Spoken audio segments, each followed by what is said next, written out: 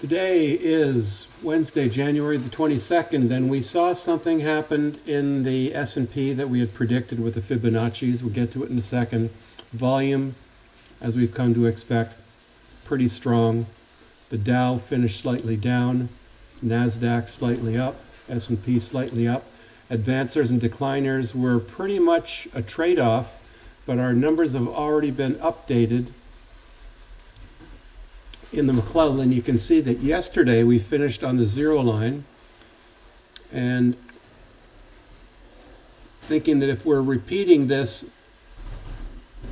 point down to the neutral line up, failing to get to the same previous high and then falling through the zero line, if we're going to repeat that again here, then this would mean that we are going into money moving out of the market.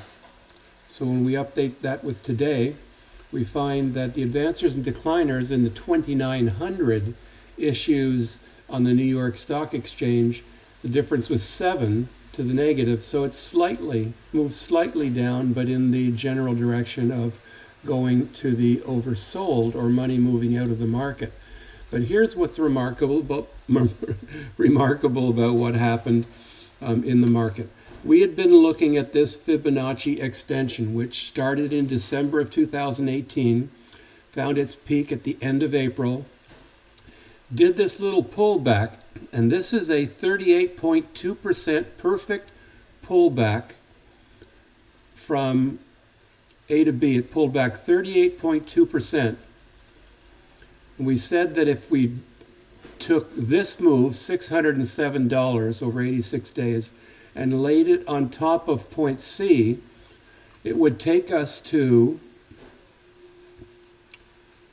3336 was the 100%.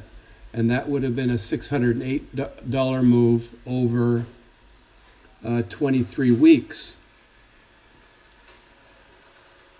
So there's AB equals CD. We also noted that we had this little Fibonacci pullback from this wave up here. We had a 68.1% pullback before we resumed up, and we had all these tests of the 200. So is this what we're looking forward to now? We are so far away from the cloud, and we've hit this magical AB equals CD. So what does that say now about the market? If we take our tool here and we bring back our vertical lines and our channel that I had hidden, we can see now that we are well above.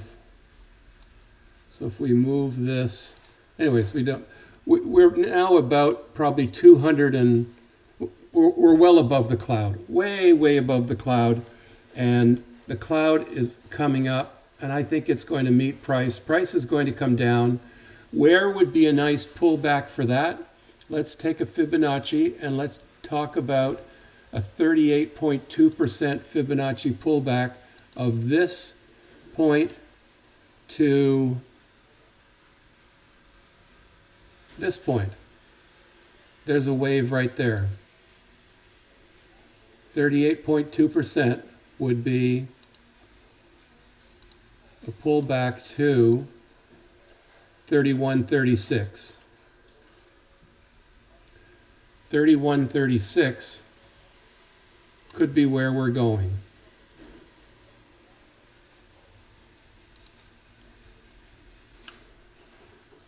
I'm going to clean this chart up for you later. Apple finished up just $1.04. It had a much greater range today. Its full range was $2.68, finished up $1.04, but it is still continuing a slow move upwards to earnings next Monday evening. Amazon had a shaky day. We look at its 5-minute chart. It was just all over the place trying to recover. It never really spent much time above its opening 15-minute trading range. That's what this green range is. It measures the lowest price and the highest price from 9:30 to 9:45. And that's an important area to watch. You can see that we came back at one point in the day and just got total rejection, because that's another technical indicator that traders are looking at. What was the highest price versus and the lowest price achieved in the first 15 minutes of trading, when so many of the mutual funds jump in and place their trades at the open of the market. Caterpillar continues its trend downwards. It's now moved down significantly down to the bottom of the channel, and I feel good. I'm fully protected on this with my short 135 calls out to March. I'm still eligible for the dividend.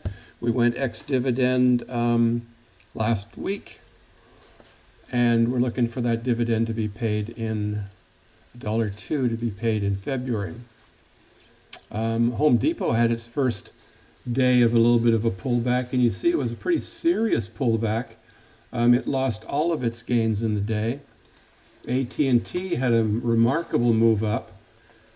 What does that tell you when stocks that are high dividend earners are moving up? It means that money is moving into safer investments.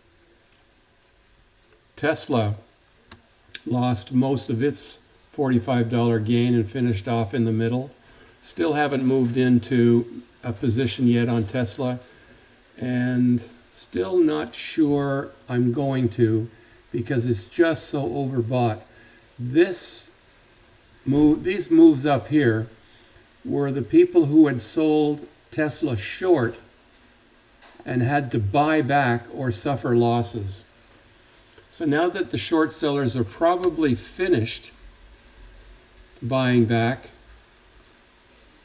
let's let Tesla move on its own strength for a while and not be bothered by analysts making statements and people rushing out to buy it. And short sellers. Whirlpool, I got out of Whirlpool. This was just too much of a drop today.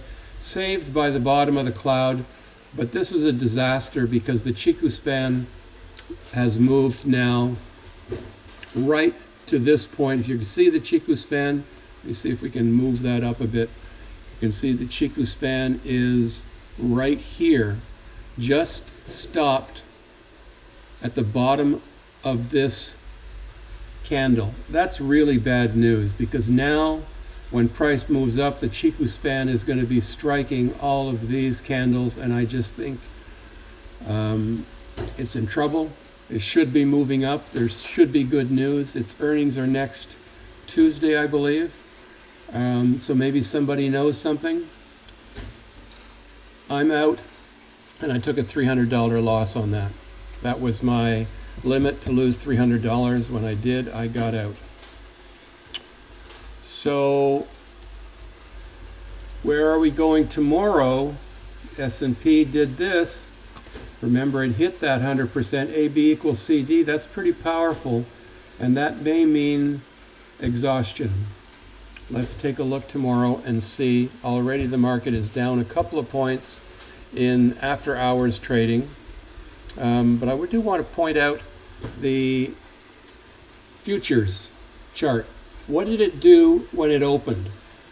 It moved up to the Globex high, and the Globex high was that number right there, 33.36, which we saw overnight. It moved up to that value and then promptly went down to yesterday's regular trading high, provided some kind of a resistance, and eventually we ended up the day pretty much at the Globex low. I'm thinking we're going lower.